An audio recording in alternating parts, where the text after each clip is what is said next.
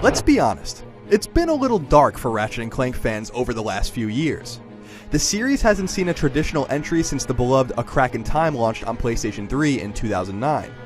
The games that followed, All for One and Full Frontal Assault, each had their own high points, but neither impressed like A Crack in Time, and the many games that came before it did.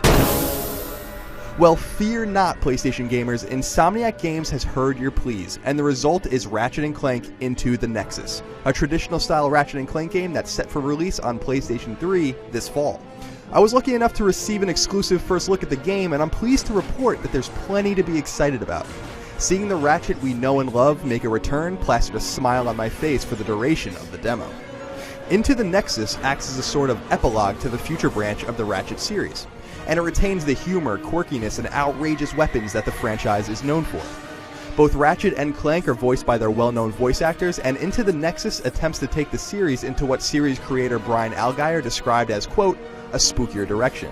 The game begins with Ratchet and Clank helping bring twin criminals Vendra and Neftin Prague, the antagonists in the game, to a prison known as the Vartax Detention Center.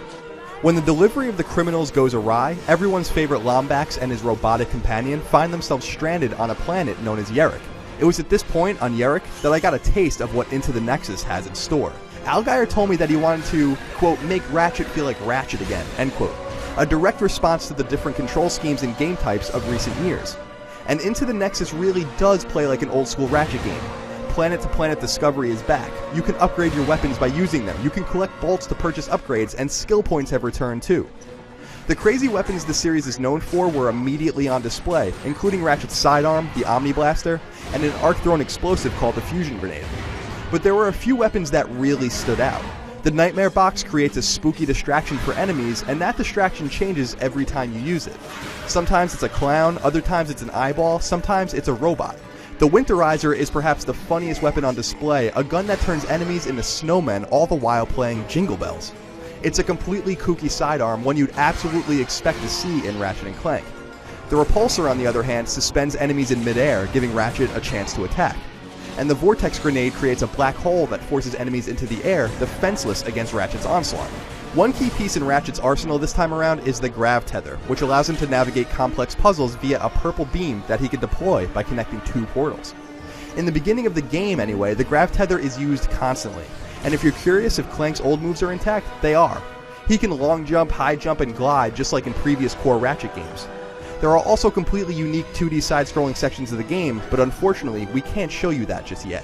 Into the Nexus is quite clearly a love letter to despondent Ratchet fans. One that returns the series to a familiar form and promises to integrate fan-favorite characters, from Captain Quark to Talwyn to Kronk.